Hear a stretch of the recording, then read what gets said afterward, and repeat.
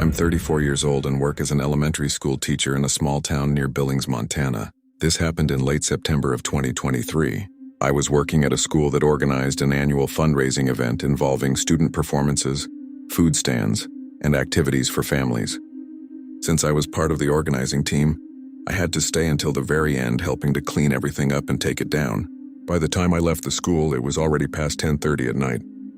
I was exhausted and my feet hurt from having spent practically the entire day standing. The weather was cold but not cold enough for snow. The sky was clear with no visible moon. I lived about 40 minutes away and normally used the main highway to get home. That night, however, I decided to take a rural gravel road that cut through several miles of farmland. It was a route I had used a few times during the day, never at night. But I figured it would save about 15 minutes and all I wanted was to get home, take a shower, and go to sleep. The first 20 minutes were completely normal. The road was narrow, surrounded by dark fields on both sides. There were very few streetlights, and in many sections the only illumination came from my car's headlights. I could hear nothing except the steady crunch of gravel beneath the tires and the sound of the heater running. There was no sign of other people. No vehicles coming from the opposite direction. No visible houses for most of the drive. I remember checking the clock on the dashboard several times while driving. That was when I saw a light standing ahead. At first I assumed it was someone checking a fence or looking for a lost animal. As I got closer, I realized it was a man standing on the shoulder of the road holding a flashlight. He was completely motionless. He wasn't signaling for help. He wasn't waving for cars to slow down. He was simply standing there. As I passed him, I turned my head instinctively. My headlights illuminated part of his body.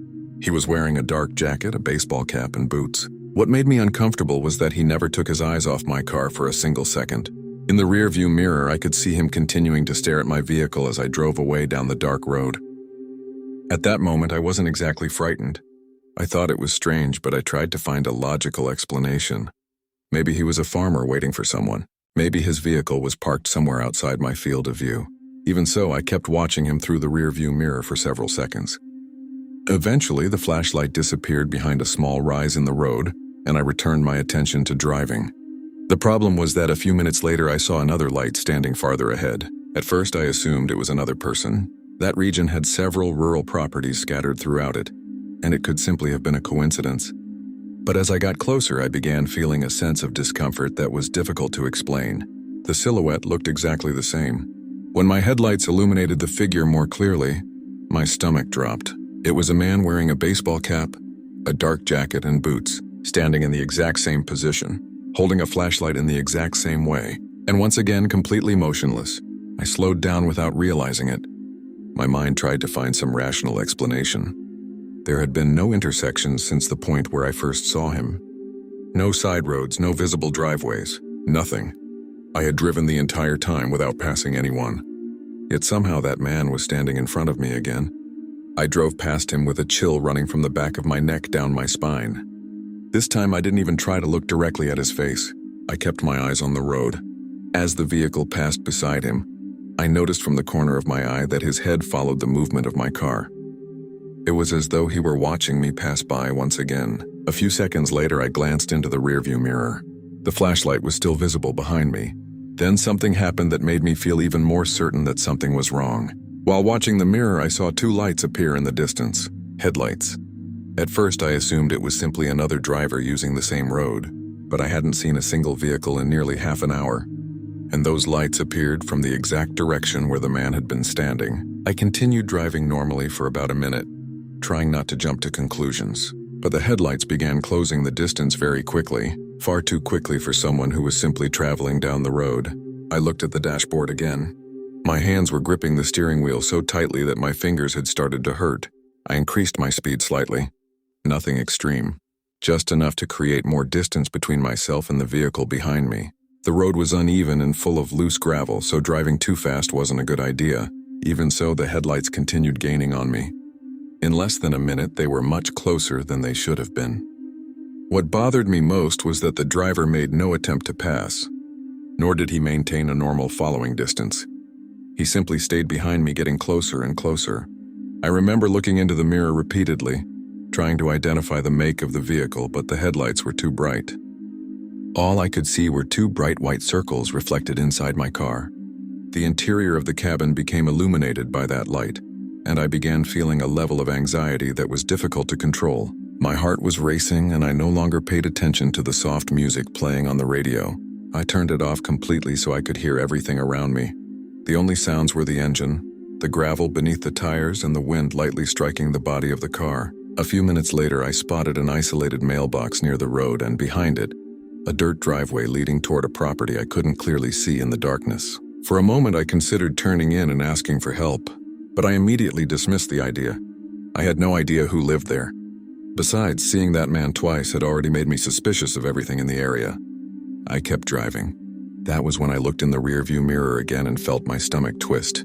The vehicle behind me had closed the gap to only a few yards. I could clearly tell it was a dark pickup truck. I couldn't identify the license plate or the driver, only the front of the truck filling nearly the entire mirror. I remember thinking about calling the police at that moment. I grabbed the phone mounted on my dashboard and attempted to make a call. No signal, not even a single bar. That road crossed extremely isolated areas, and I simply hadn't realized how remote it was before deciding to use it that night. It was the first time I felt genuine fear. I kept driving while trying to think clearly. I kept telling myself that maybe I was overreacting. Maybe it was just someone in a hurry to get home. But that explanation started falling apart when the pickup suddenly switched on its high beams. The light completely flooded the interior of my car.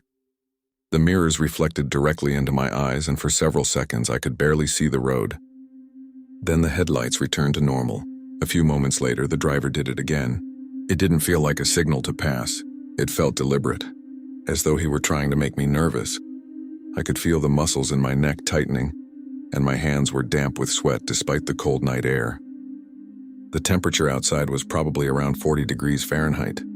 At one point, I looked to my right and saw a wire fence running alongside the road for hundreds of yards.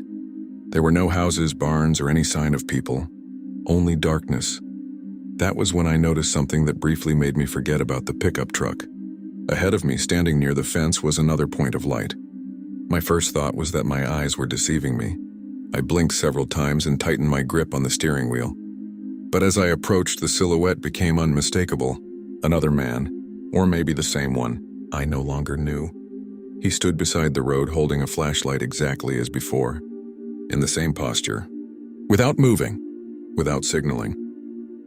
The scene was so similar to the previous two that I immediately felt a cold sensation in my stomach. It made no sense. I had traveled miles since the last encounter. There were no intersections, no visible access roads. Even if there were another person in that area, the coincidence would have been absurd. This time I didn't slow down. If anything, I drove past him as quickly as I considered safe. As my vehicle crossed his line of sight, I had the impression that he slowly turned his head to continue following my car. I didn't look directly. I didn't want confirmation. A few seconds later, I heard a different sound behind me. The pickup accelerated sharply. When I looked into the rearview mirror, it was closing the distance even more, as if it had been waiting for that exact moment to move closer. By that point, I had abandoned any attempt to convince myself that everything was a coincidence. My only concern was getting off that road. I grabbed my phone again out of instinct, even though I expected there would still be no signal. To my surprise, a weak bar of service appeared for a few seconds. I quickly opened my map application and saw that I was about 8 miles away from a busier state highway. It wasn't far, but in that situation it felt like an eternity. I kept alternating my attention between the road and the mirrors. The pickup remained behind me, close enough that I could make out details of its front grille whenever my headlights reflected off lighter sections of gravel. The driver still wasn't attempting to pass, nor was he backing off. He simply remained there. At one point, I saw a sign warning of a narrow bridge ahead. As I crossed it, I heard the hollow sound of my tires rolling over the boards and felt an overwhelming sense of vulnerability. If my car had broken down there, I would have been completely alone. Not a single house light was visible in any direction. A few minutes later, I finally saw what appeared to be the intersection with the state highway in the distance. I could make out streetlights and several vehicles moving far away. It was the first time in nearly half an hour that I felt any sense of relief. But before I reached it, one of the strangest moments of the entire night occurred. To my right was a service road surrounded by low trees. When my headlights illuminated the area, I saw a figure standing near the fence. I cannot say with absolute certainty that it was the same man. It was far too dark for that. But the clothing looked identical. The posture looked identical. And there was a flashlight in his hand. I remember feeling a kind of shock as I realized that.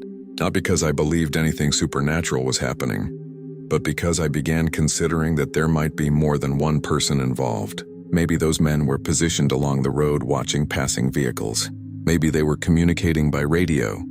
Maybe the pickup truck was connected to them. For the first time that night, that theory seemed more plausible than any other explanation I had considered. When I finally reached the state highway, I turned right without even slowing down completely. There were other vehicles traveling on that road, and that alone made me feel safer. I immediately looked into the rearview mirror, expecting to see the pickup turn behind me. But it never appeared. At first, I assumed it was simply farther back. I kept watching. Nothing. The entrance to the rural road disappeared behind me and no vehicle emerged. It was as if the pickup had stopped just before the intersection or turned somewhere I hadn't noticed. I continued driving for several minutes without taking my eyes off the mirrors.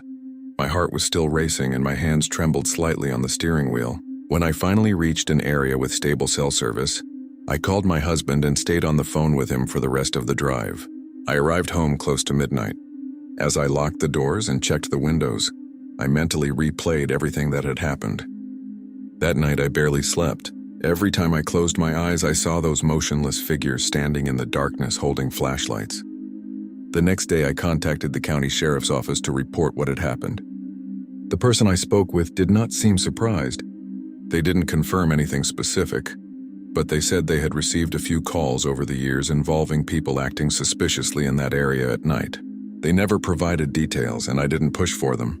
Since then, I have never used that road after dark. Maybe there is a simple explanation for everything. Maybe they were farm workers, hunters, or people involved in some activity I didn't understand. Maybe the pickup truck had nothing to do with those men. Honestly, I don't know. What I do know is that on that night I saw figures standing at different points along a completely isolated road, all in the same posture, watching my car pass by. And shortly afterward I was followed for miles by a vehicle for no apparent reason. I've told this story to a few people close to me, and most of them try to find a rational explanation. I try to as well. But whenever I remember the way that first man watched me disappear down the dark road without taking his eyes off my car for even a second, I still feel the same unease I felt that night in Montana. Story 2. I was 29 years old when this happened. At the time, I lived in Grand Rapids, Michigan, and worked remotely for a software company. My parents owned a large country house in the northern part of the state, in an area surrounded by dense forest and widely spaced properties. It wasn't exactly a cabin. It was a large house built for vacations and holidays, but it sat empty for much of the year. From time to time, a family member would spend a few days there to make sure everything was functioning properly. That autumn, my parents were traveling and asked me to spend a weekend at the property. Since I worked remotely, it seemed like a good opportunity to change my environment for a few days. I arrived at the house during the afternoon. The place was exactly as I remembered it. Quiet, isolated, and surrounded by miles of forest. The nearest road was several minutes away by car, and there were no visible neighbors from any of the windows. Despite the isolation, I had always liked that house. It was one of the few places where I could truly disconnect from the distractions of everyday life. On the second night of the trip, a cold front moved into the area. It rained almost non-stop from late afternoon onward.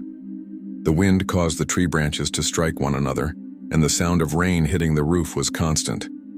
After dinner, I sat working on my laptop in the main living room. The house had a sunroom at the back, a space surrounded by large glass panels facing the forest. During the day, it was one of the most pleasant areas of the property. At night, it was different. The windows reflected the illuminated interior of the house and turned the outside into a wall of darkness where almost nothing could be seen. Shortly after 11 o'clock that night, I heard a sound coming from that direction. 3 sharp knocks against the glass. They sounded as though they had been made with knuckles. I immediately stood up and walked to the sunroom. The rain was still falling heavily. I looked through the windows trying to see something outside. I saw no one. I also saw no signs of animals near the house. I spent several seconds staring into the darkness before concluding that a branch had probably been blown against the glass by the wind. At that moment, it seemed like the most logical explanation. I returned to the living room and tried to continue working. About 20 minutes later, I heard the knocks again. Exactly 3, sharp and evenly spaced. This time, the sound seemed clearer. Less like something carried by the wind and more like someone deliberately tapping on the glass. I got up immediately and went back to the sunroom. As soon as I approached the windows, the knocking stopped. I turned on the backyard floodlight and examined the area around the house. The light extended only a short distance before being swallowed by the darkness of the forest. The rain was falling heavily enough to make visibility difficult. There was no one there. No vehicles, no sign of movement among the trees. I stood watching for almost a minute before returning inside. This time I started feeling uneasy, not because of the sound itself, but because it stopped precisely when I reached the window. Even so, I kept trying to find rational explanations. Maybe some loose part of the structure was being struck by the wind. Maybe the rain was creating strange noises against the glass. I was already convincing myself of that when I heard the knocking for the 3rd time. Now there was no doubt that the sound was coming from the sunroom's glass door. 3 knocks, a pause, then 3 more. My heart immediately began racing. I hurried to the area and once again found no one. This time I opened the interior door connecting the house to the sunroom and stood there for a few seconds looking outside through the glass. The sound of the rain was so loud that it drowned out almost everything else. The temperature had dropped significantly as well. I was trying to see beyond the reflections of the interior lights when I noticed something that made me uncomfortable. The ground directly below the glass door was not visible from where I stood. There was a slight elevation difference in the construction, and the lower edge of the window blocked part of the view. If someone had been crouching close against the wall of the house, I wouldn't have been able to see them. I pushed that thought away almost immediately because it sounded paranoid. Even so, I began feeling that unpleasant sensation that something was wrong. I closed the door, locked all the entrances to the house again, and decided to check the exterior security cameras installed around the property. The cameras could be accessed through an app on my phone. I sat at the kitchen table and started reviewing the recordings from the previous several minutes. The quality wasn't perfect because of the rain and darkness, but it was sufficient to show the area around the house. First, I examined the footage corresponding to the first series of knocks. For several seconds, I saw nothing but rain illuminated by the exterior floodlights. Then a figure appeared in the lower corner of the image. My stomach immediately dropped. There was a person crouched against the wall of the sunroom, so close to the structure that they almost disappeared from the field of view of the windows. The person remained motionless for a few seconds. Then they raised one hand and knocked on the glass 3 times. As soon as the interior lights of the house began moving, probably when I approached to investigate, the figure quickly crouched back down. I stared at the screen in disbelief. I advanced to the next recording. The same pattern repeated itself. The person remained crouched below the line of the windows, completely hidden from anyone inside the house. The more footage I reviewed, the worse the situation seemed. The figure had been there for quite some time. In one recording, the person could be seen slowly crawling along the exterior wall of the sunroom to remain outside my field of vision at all times. I couldn't distinguish a face because the individual was wearing something dark over their head, possibly a hood. It was also impossible to determine their age or physical characteristics with any accuracy. What disturbed me most was realizing that they appeared to know exactly where the blind spots of the house were. At no point did they walk through areas fully exposed to the windows. They always stayed low, using the structure itself as cover. I continued reviewing the footage until I reached the most recent recording. In it, the person was still outside, crouched, motionless, only a few yards from the glass door. The recording had been made just minutes earlier. That meant there was a very good chance they were still there at that exact moment. My heart began pounding. I immediately locked the kitchen door, grabbed the phone, and called the local police while keeping the camera feeds open on my screen. As I spoke with the dispatcher, I continued watching the live footage. I tried explaining the situation without sounding exaggerated, but even to me it sounded absurd. The person wasn't trying to break into the house. They weren't stealing anything. They were simply remaining hidden outside, watching and occasionally knocking on the glass. The dispatcher instructed me to stay inside the residence and informed me that a patrol unit would be sent, but also warned me that the property was located in a very remote area. That meant I would have to wait. During the following minutes, I watched every movement through the cameras. At one point, the figure moved again, They left the area around the sunroom and slowly began circling the side of the house. They remained crouched most of the time, always close to the walls, always avoiding the more brightly lit areas. On one of the cameras, I watched them stop near a window and remain motionless for several seconds, apparently looking inside. That was probably the most disturbing part of the entire experience. It didn't seem like the behavior of someone who was lost, intoxicated, or looking for help. It seemed like someone studying the house and observing whoever was inside. A short time later, the headlights of a vehicle appeared through the trees along the access road. As soon as I realized it was the patrol car, I immediately looked back at the cameras. The figure was still visible on one of the side views. Then something happened that has stayed with me ever since. The person seemed to notice the arrival of the vehicle before I even heard any sound outside. For the first time, they stood fully upright and completely visible. Then they ran toward the forest. Everything happened in a matter of seconds. The image quality wasn't good enough to reveal facial details, but I was able to tell that it was an adult man. He disappeared among the trees before the officers even reached the area around the house. When the deputies arrived, I immediately showed them the recordings. They searched the property and the nearby forest for a long time. They found some fresh footprints in the mud caused by the rain, but they never located anyone. They also found no unfamiliar vehicles on the nearby roads. It was as if the man had simply emerged from the forest and then returned to it when he realized the police were arriving. I spent the rest of that night awake, and the officers recommended that I leave the property the next morning, at least until my parents returned. That is exactly what I did. Before leaving, I reviewed the videos one more time. What continues to bother me isn't the knocking on the door, nor is it the fact that someone was prowling around the house. What truly disturbs me is realizing how determined that person was to remain invisible. There was a few seconds of silence on the other end. Then he said something that made me even more uncomfortable. He told me he was driving back from Omaha and was still nearly an hour away from the property. I asked whether anyone else was in the house. His answer was immediate. No. I explained the messages I had received throughout the night. He insisted that he had not sent any of them after leaving the property earlier that afternoon. I assumed he was joking or trying to avoid responsibility for whatever strange situation had occurred. But from the way he spoke, he sounded genuinely confused. When I mentioned the footsteps I had heard upstairs, his voice became serious. He only asked whether I had actually seen anyone. I said no. After that, the conversation ended quickly. The next day, I reported everything to my supervisor. The company contacted the homeowner to clarify the situation. A few days later, I learned that he had returned to the house that night, accompanied by a family member. According to what I was told, they found a rear window unlocked, something the homeowner claimed he had secured before leaving. I don't know whether that had anything to do with what happened while I was there. Maybe someone was inside the house without permission. Maybe that person had access to the Wi-Fi network and was monitoring my movements through cameras or another connected system. Maybe there is a completely different explanation that I will never discover. What I do know is that I spent nearly an hour alone inside an isolated house, receiving instructions from someone who apparently wasn't there. During that entire time, I heard footsteps coming from the second floor, but I never saw anyone. And when I finally decided to leave, I received a message telling me to wait because the homeowner was arriving, even though that message had been sent through the house's own Wi-Fi network. I've worked in this field for years and have entered hundreds of homes, but that was the only time I got home and checked that every door was locked before I could finally go to sleep. Story 3. My name is Tyler. I'm 32 years old and live in Casper, Wyoming. Photography is a hobby I've taken very seriously for several years, especially night photography and astrophotography.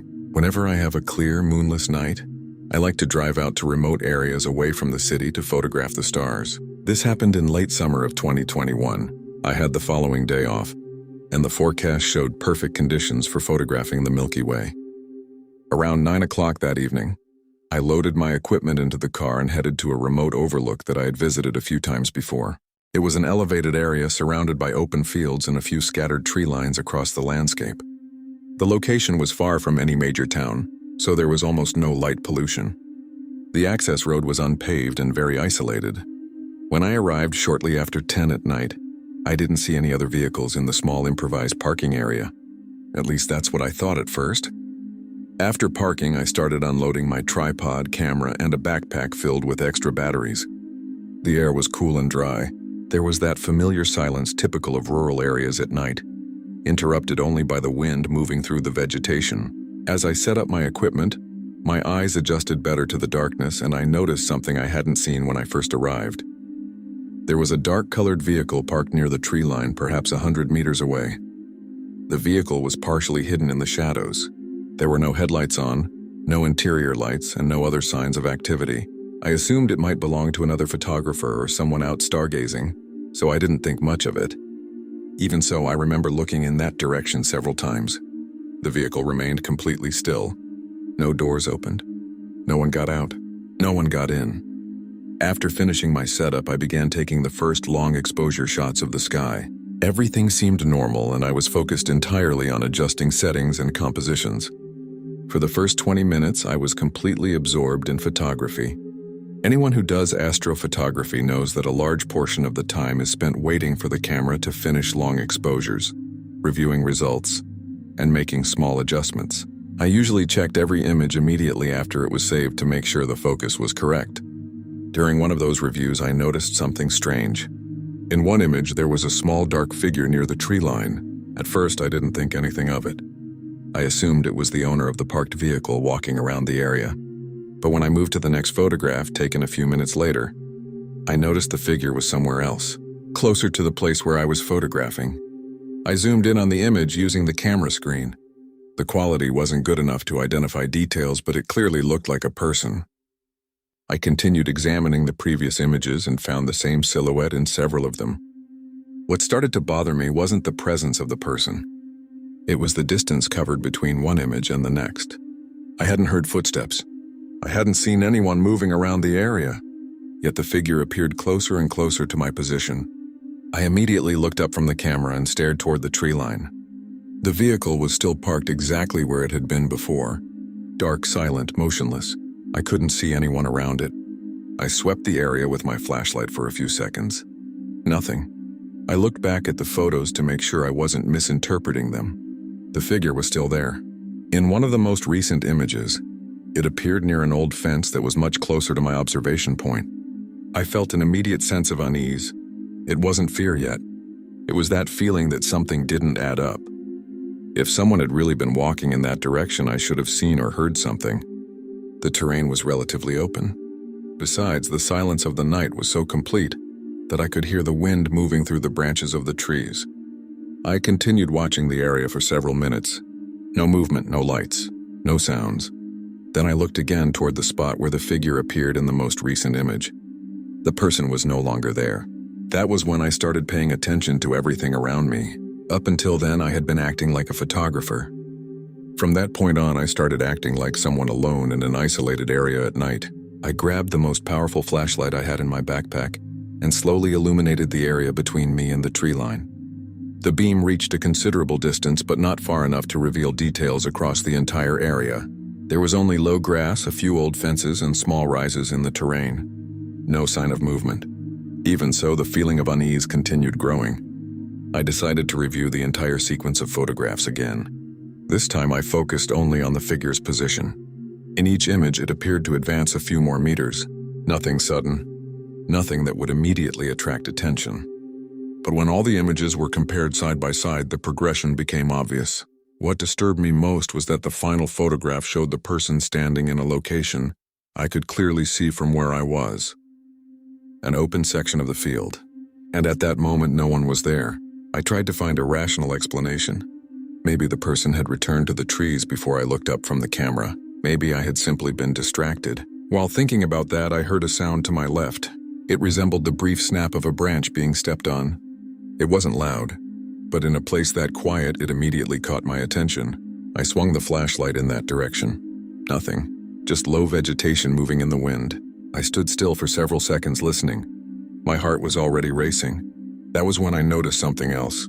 The vehicle near the tree line was still there, but now I could make out part of the interior through the windshield reflecting the moonlight. There was no one in the driver's seat, nor in the passenger seat, at least not that I could see. That realization brought a new concern. If the person in the photographs wasn't inside the vehicle and wasn't visible in the open field ahead of me, then they were somewhere between those trees and where I was standing. I decided I had taken enough photographs for one night, not because I was certain I was in danger, but because the situation had stopped feeling normal. I started packing up my equipment while keeping the flashlight on the entire time. As I collected one of my spare batteries, I heard another sound. This time it came from a different location. It didn't sound like an animal running. It didn't sound like the wind either. It sounded like someone walking slowly across dry ground. The noise lasted only a few seconds before stopping. I immediately looked up and illuminated the area. Nothing. The silence returned. I continued packing, but now I was constantly looking in every direction. The feeling was that someone was nearby watching. At one point, I picked up the camera again and zoomed in on the latest image in the sequence. My stomach dropped. The figure was much closer than I had originally realized. It appeared beside a fence that was only a few minutes away on foot. I still couldn't make out a face or clothing clearly. It was just a dark silhouette. But it was definitely a person. I finished packing almost all of my equipment and started walking toward my car. I was only a few meters from the driver's door when I heard a sound behind me. A footstep, just one, clear enough that it couldn't be mistaken for anything else. I immediately turned with the flashlight pointed in that direction. The beam illuminated part of the vegetation and a section of the fence. For a fraction of a second, I thought I saw movement near one of the fence posts, something dark disappearing behind the vegetation. I can't say for certain because it happened so quickly. I stood there trying to see better. No other sounds followed, no further movement. What convinced me to get into the car immediately was realizing the distance between that location and where I was standing. It was far shorter than the distance shown in the first photographs. If it really was the same person, they had managed to get remarkably close to me without making much noise at all. I got into the car, locked the doors immediately, and started the engine. Before leaving, I spent a few seconds watching the area through the windshield. My headlights now illuminated a much larger section of the landscape. Even so, I still couldn't see anyone. The tree line remained dark and silent. The parked vehicle was exactly where it had been since I arrived. No lights, no open doors, no movement around it. I slowly drove toward the exit of the observation area. When I passed the section closest to that vehicle, I instinctively slowed down and looked toward it. It still appeared empty. I didn't see anyone sitting inside. I also didn't see anyone walking nearby. I continued down the dirt road until I reached the main highway.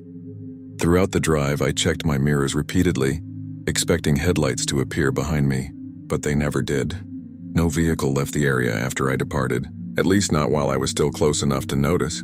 By the time I got home, it was after 1 in the morning. The first thing I did was transfer all the photographs to my computer. I analyzed each image on a larger screen. The figure appeared in 7 different photographs. In every image, it seemed to be looking toward the camera. In every image, it was closer than in the previous one. The strange part is that the final photograph showed the person standing in a position where I should have been able to see them easily when I looked up. But when I looked at that spot that night, nobody was there. Some friends suggested it might have been another photographer moving around the area. Others said it could have been a hunter or someone exploring the region. And honestly, those explanations are possible. What I've never been able to explain is why the person remained almost entirely invisible to me, despite appearing clearly in the photographs, nor why that vehicle sat beside the trees for hours without me ever seeing anyone enter or leave it. Maybe it was all a strange coincidence. Maybe it wasn't. What I do know is that since that night, I've never again gone alone to a remote location to photograph the night sky. And even today, when I review those images, I still feel the same unease I felt when I realized that someone had been getting closer and closer to me without me noticing. Story 4. My name is Hannah. I'm 22 years old and studying nursing in Knoxville, Tennessee. This happened during a weekend in early fall of 2022. My parents were traveling to visit relatives in another state and asked me to spend a night at our old family home to check on a few things while they were away. I no longer lived there because I attended school near the university, but I had grown up in that house and knew every room. The property was located in a mountainous area surrounded by forest, several minutes from the main road. During the day, it was a beautiful and peaceful place. At night, however, it always felt much more isolated than it actually was. I arrived in the late afternoon, fed the family's 2 dogs, organized a few things, and spent the evening watching television in the living room. The dogs usually slept in an enclosed area at the back of the house, so I was essentially alone. The weather was cold, and the wind was blowing steadily through the trees. Nothing seemed out of the ordinary. Around midnight, I went upstairs to my old bedroom on the second floor. It was the same room I had used since childhood.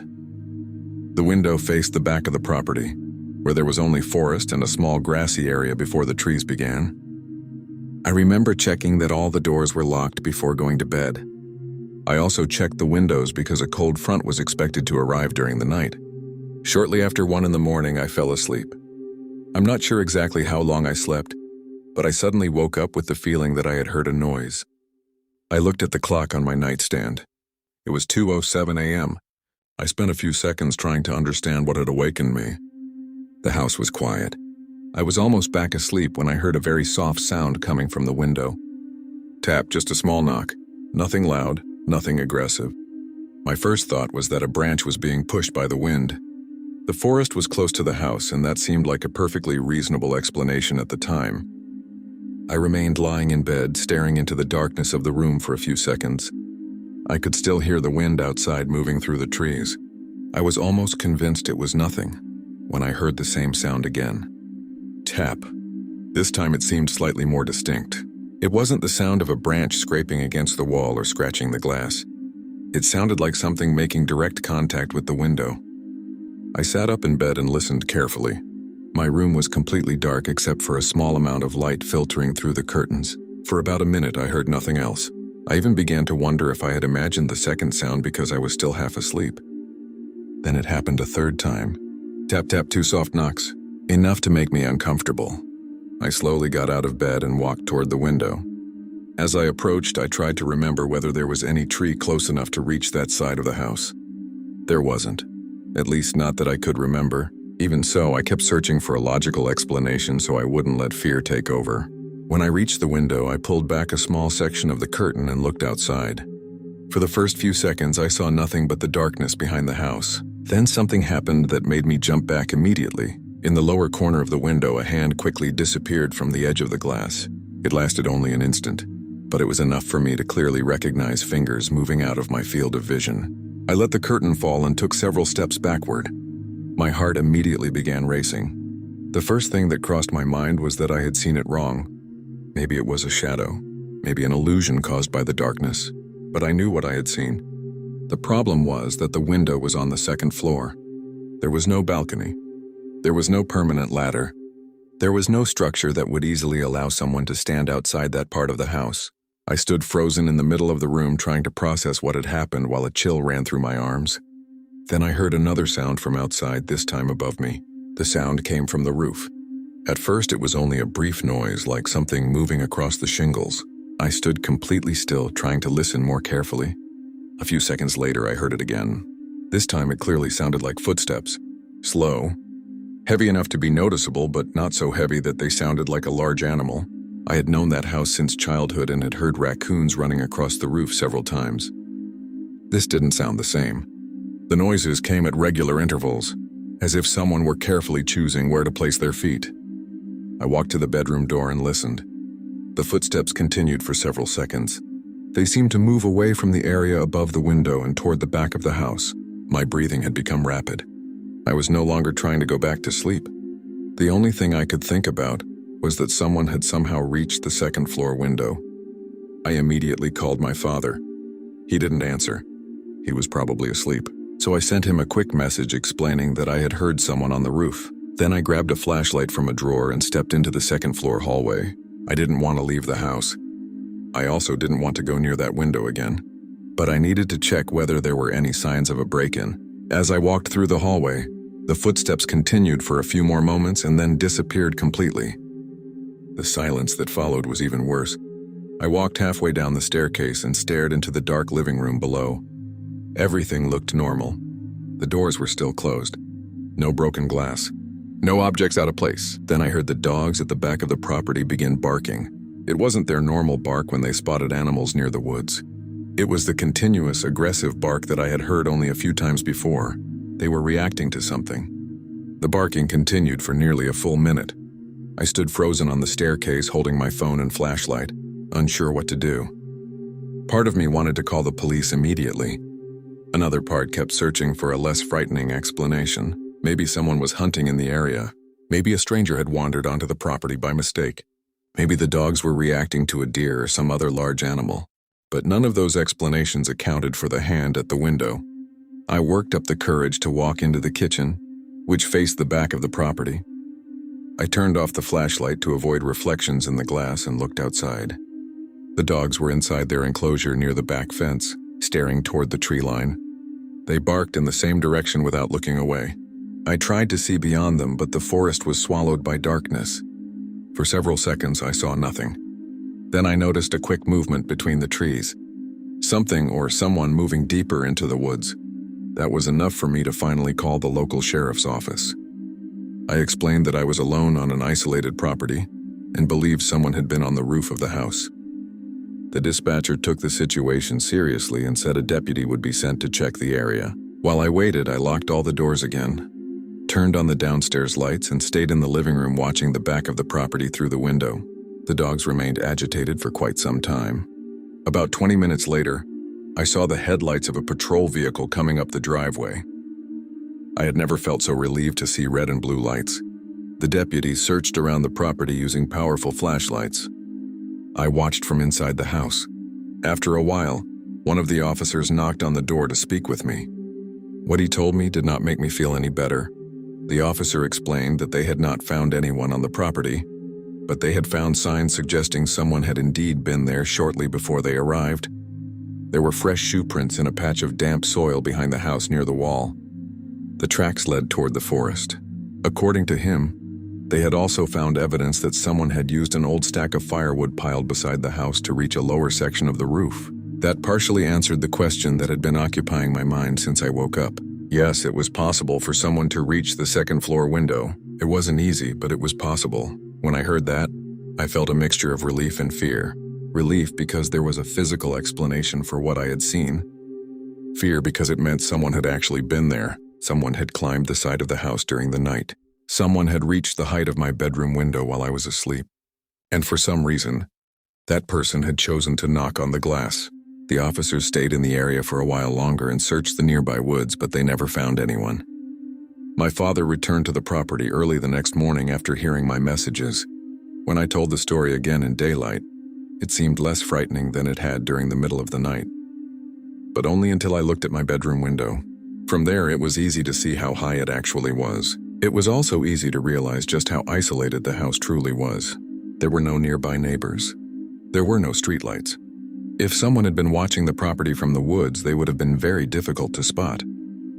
To this day, we still do not know who was on the property that night or what their intentions were. Maybe it was someone looking for a place to hide. Maybe it was simply a curious person. Maybe it was something worse.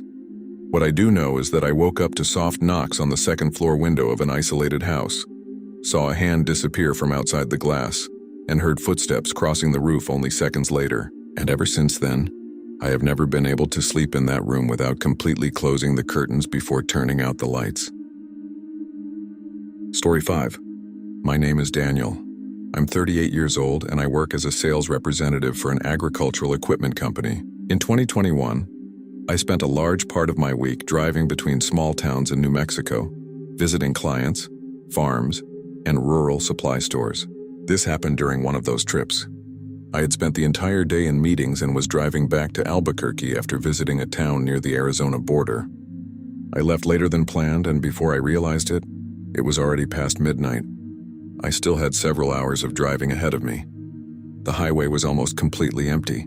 For miles, I didn't see another vehicle besides the occasional truck. The radio could barely pick up a signal, and my cell phone constantly switched between one bar and no service at all. I was tired, drinking coffee to stay awake and looking for a place to stop for a few minutes.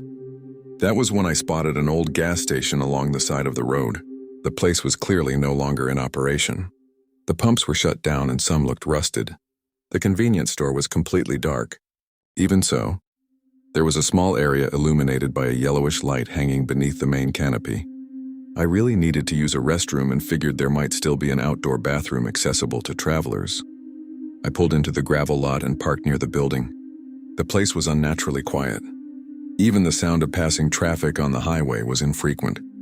As I stepped out of the vehicle, I noticed someone standing beneath the canopy. It was a man. He was standing perfectly still facing the highway. The distance and poor lighting made it difficult to see many details, but he appeared to be wearing a dark jacket and work pants.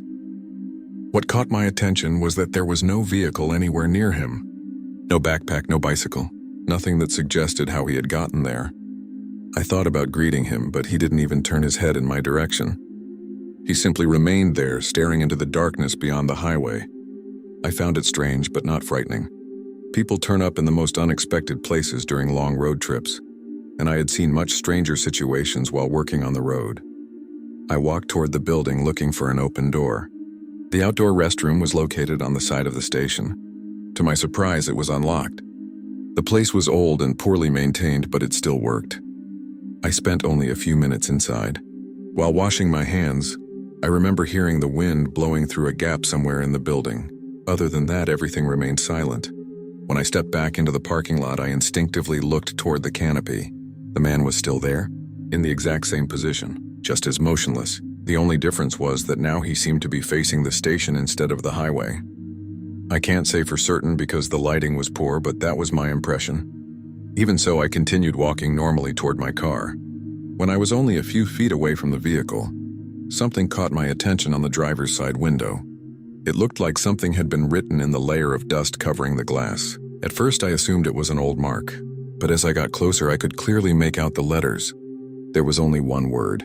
Wait, I stopped immediately. I stared at it for several seconds, trying to understand what I was seeing. I was absolutely certain that word had not been there when I parked. I traveled constantly and tended to notice things like that because my car was always coated with dust from rural roads. Besides, the letters looked fresh. The lines were sharp and clear, as if someone had just run their fingers across the glass.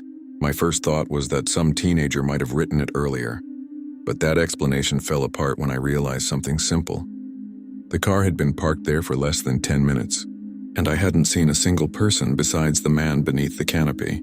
I immediately looked toward the canopy. The man was gone. That instantly made my uneasiness grow. The space where he had stood motionless the entire time was now empty. The yellow light still illuminated the cracked concrete beneath it, but there was no sign of him. I slowly turned, scanning around the station. The parking lot was small and relatively open. I should have been able to see someone walking around. I saw no one.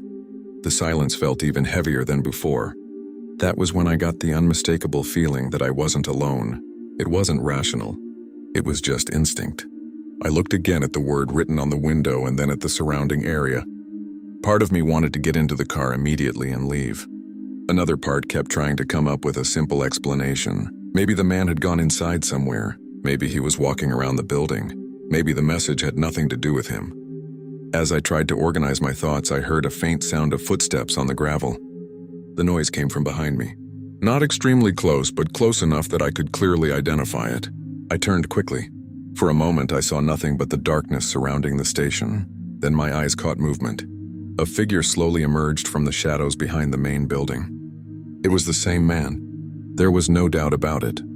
He was walking toward the parking lot with calm, steady steps. What bothered me wasn't that he was coming in my direction. It was the way he was doing it. No hurry. No sign of surprise at finding me there. Not a single word. I remember looking around for another vehicle, another person, or anything that might explain his presence in that place. There was nothing. Just that man calmly walking through the darkness. The distance between us shrank with every second. That was the moment I felt real fear for the first time that night. I got into the car immediately and locked the doors. I wasn't willing to wait around to find out what the man wanted. As I put the key into the ignition, I looked through the window again. He was still walking at the same pace. Not running, not gesturing, just approaching. I started the engine and the headlights illuminated part of the parking lot. For the first time, I could see him a little more clearly. He appeared to be somewhere between 40 and 50 years old. He wore ordinary work clothes and a dark cap. Nothing about him seemed unusual. Even so, something about the situation felt deeply wrong. As I shifted the car into gear, he finally stopped. He was perhaps 15 or 20 yards away. He remained motionless, facing the vehicle. I couldn't make out his expression. The glare from the headlights and the darkness around him made it difficult to see. Still, I had the uncomfortable feeling that he was watching every movement I made inside the car. I pulled out of the parking lot without taking my eyes off the mirrors. As I drove away, I saw the man remain standing in the same spot. A few seconds later, the darkness swallowed his silhouette completely. I felt relieved, but the relief didn't last long. When I reached the highway, I looked again at the word written on the window. Wait. The more I thought about it, the less sense it made. If that man had written it, why? If he hadn't, then who had? And why that specific word? I continued driving for several miles, trying to forget about the encounter. Then my phone regained service and I received a call from an unknown number. Normally, I wouldn't answer during a late-night drive, but that night I decided to pick up. On the other end was a state trooper. The question he asked left me completely confused. He wanted to know whether I had stopped at an old abandoned gas station along that highway about 20 minutes earlier. I told him I had and asked how he knew. The trooper explained that a team had been searching for a man who had been seen throughout that region over the previous several weeks. According to him, multiple drivers had reported strange encounters with someone appearing near abandoned properties during the early morning hours. In some cases, the individual simply watched vehicles. In others, he appeared near the roadside and vanished before anyone could approach him. The trooper asked whether the man had tried to contact me or whether I had noticed anything unusual. I told him about the word written on the window and about how the man had appeared from behind the station after disappearing from beneath the canopy. There was a brief silence on the other end of the line. Then the trooper said I had done the right thing by leaving immediately. He didn't go into details. He simply advised me not to return to the location if I ever passed through the area again. The conversation ended a few minutes later, but I kept thinking about it for the rest of the drive. I never found out who that man was or what his intentions were. A few months later, I passed along the same highway during the daytime and decided to look at the station from a distance. The place was still abandoned. The pumps were destroyed, the store windows were boarded up, and there was no sign of human activity. Looking at it in daylight, it seemed impossible that the experience had affected me so deeply. But I still remember the feeling I had when I found that word written in the dust on the glass. It didn't feel like a prank. It didn't feel like random vandalism. It felt like a message left specifically for me, and the fact that I found it only seconds before seeing that man emerge from the darkness remains the hardest part to explain. Maybe he was simply a strange individual wandering isolated areas. Maybe he was someone trying to get the attention of travelers for reasons I'll never understand. Story 6. My name is Scott. I'm 41 years old and I work as a real estate agent in northern Minnesota. A large part of my job involves rural properties, seasonal cabins, and homes located near lakes. This happened in the fall of 2022. I had been given the responsibility of preparing a lake house to be listed for sale. The owners were a retired couple who had moved to another state and needed everything handled quickly. The house was located in a very isolated area, nearly 40 minutes from the nearest town. Since I needed to photograph the rooms at sunrise and complete a few preparations early the next morning, I decided to spend the night at the property.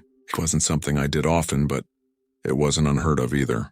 I had stayed overnight in other vacant houses during sales processes.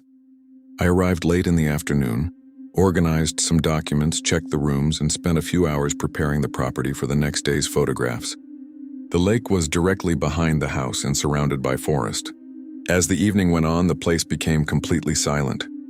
There were no visible neighbors and no lights from other houses reflecting off the water. Around 10 o'clock that night, I finished everything I needed to do and settled into the living room. The weather was cold, and the wind occasionally swept across the lake, causing branches to tap against the side of the house. I was alone. I was certain of that because I had gone through every room a few hours earlier.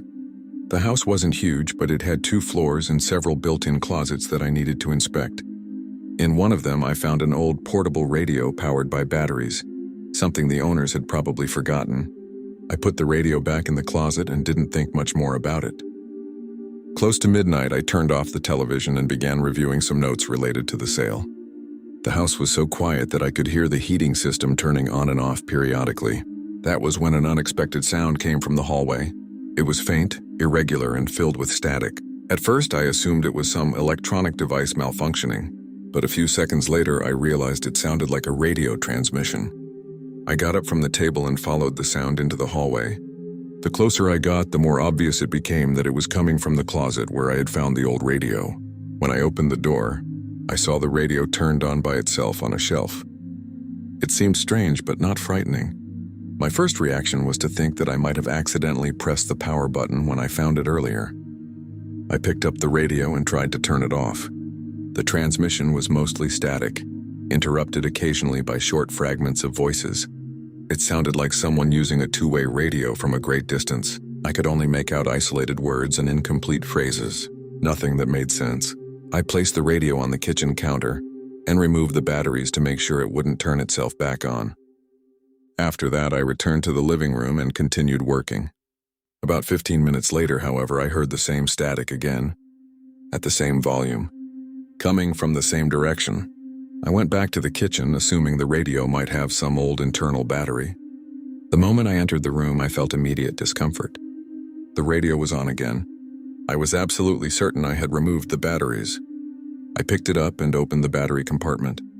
The batteries were still out. The transmission continued anyway. At that point, I started paying closer attention to what was being said. Most of it was still interference, but some phrases came through clearly enough to understand. I heard a male voice mention something about a dock. Then I heard another person refer to a garage. What caught my attention was that the property actually had a dock and a detached garage. Even so, I tried not to jump to conclusions. Lakefront properties often have those features. I listened for a few more seconds. Then one of the voices said something that made me stop completely. Between bursts of static, I heard someone say, "The red garage behind the house." The garage on that property was red. At that moment, I began feeling genuinely uneasy. I kept searching for a logical explanation. Maybe I was picking up a local frequency. Maybe hunters, fishermen, or nearby cabin owners were using two-way radios. Even so, the coincidence was strange. I decided to carry the radio into the living room and place it on the table so I could keep an eye on it while working.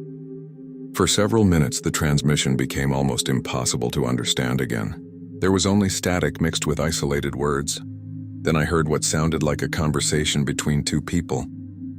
The sentences came through in fragments as though the signal was fading in and out. One voice mentioned a dock. Another replied by talking about illuminated windows. My uneasiness grew with every minute. The house remained completely silent around me. No vehicles traveled down the access road.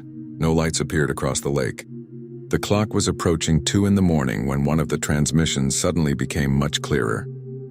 This time there wasn't enough interference to hide the words. I heard a male voice make what sounded like an observation. Then there was a brief silence. After that, the same voice spoke clearly enough to be understood perfectly. The kitchen light just came on. A cold sensation immediately ran down my spine.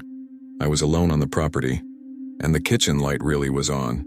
I had turned it on about half an hour earlier when I brought the radio there. I sat frozen, staring at the radio on the table. My heart started racing. I tried convincing myself it was an absurd coincidence.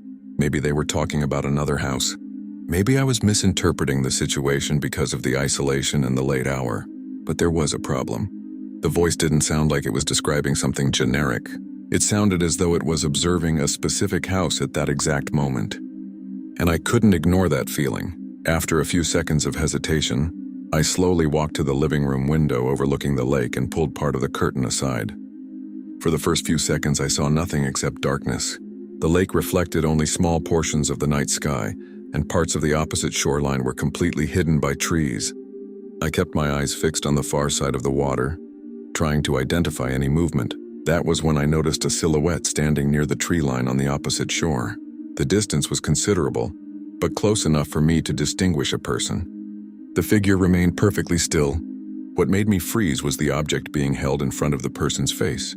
Even from that distance, the shape was unmistakable. It looked like binoculars. The figure was facing directly toward the house. My stomach dropped instantly. I stepped backward and immediately turned off the living room light. Then I switched off the kitchen light as well. The interior of the house was plunged into darkness. I continued watching through the gap in the curtain for several seconds. The silhouette didn't move. It didn't make any gesture. It simply remained there, staring toward the property. I grabbed my phone and called the local sheriff's office. Fortunately, there was enough signal in that area to complete the call. While waiting for someone to answer, I kept watching the opposite shoreline. The person remained in the same spot. I explained everything that was happening, including the radio and the figure watching the house. The dispatcher advised me to stay inside the residence with all doors locked, while a deputy was sent to investigate. After the call, I walked through the house checking locks and windows. I felt extremely vulnerable. Not because I believed anything supernatural was happening, but because someone appeared to be watching the property during the middle of the night without any legitimate reason. When I returned to the living room, the radio was still emitting static on the table. For a few moments, I didn't hear any more voices. Then another brief transmission came through. Just one sentence. He turned off the lights. My blood ran cold. After hearing that sentence, I shut down the radio in the only way I could think of. I wrapped it in a thick blanket and placed it inside a cabinet in the laundry room. Even then, I could still hear the muffled static whenever the house became quiet. I spent the next 20 minutes alternating my attention between the windows and the lake. It felt much longer. At times, I could still make out the silhouette on the opposite shore. At other moments, it disappeared into the darkness and I wasn't sure whether it was still there. Finally, I saw the headlights of a patrol vehicle entering the driveway. 2 deputies arrived at the property and I met them at the front door. I explained the entire situation again and pointed out the exact location where I had seen the person with the binoculars. One deputy stayed with me while the other contacted additional units to check the opposite shoreline of the lake, using a secondary access road. The wait was long. Throughout that entire time, the figure never reappeared. The radio also never transmitted another understandable phrase. About an hour later, the deputies returned with some information. They had found signs of recent human activity in the area, where I had pointed out the silhouette. There were boot prints near the shoreline and evidence that someone had remained there for some time. They also found food wrappers, empty containers, and a makeshift spot where someone had apparently been watching the lake. However, they never found anyone. I never learned any further details because the case never progressed. What stayed with me most about that night wasn't simply the fact that someone had been watching the house. It was the sequence of events. First, the transmissions mentioning specific features of the property. Then the comment about the kitchen light at the exact moment it was on. Then the figure with binoculars across the lake. And finally, the transmission stating that the lights had been turned off immediately after I switched them off. Maybe someone was using a radio to communicate with another person positioned on the shoreline. Maybe I intercepted conversations that were never meant to reach that old radio. Honestly, I don't know. What I do know is that I completed the sale normally, but I never again agreed to spend the night alone in an isolated property. Because that night in Minnesota, someone was watching that house, and for some reason they knew exactly what I was doing inside. Thank you very much for your company until the end. Your support is what gives life to this channel. If these stories have caught you, don't forget to leave your like and comment on your opinion. And if you are not yet part of our community, sign up now to receive the next real horror stories.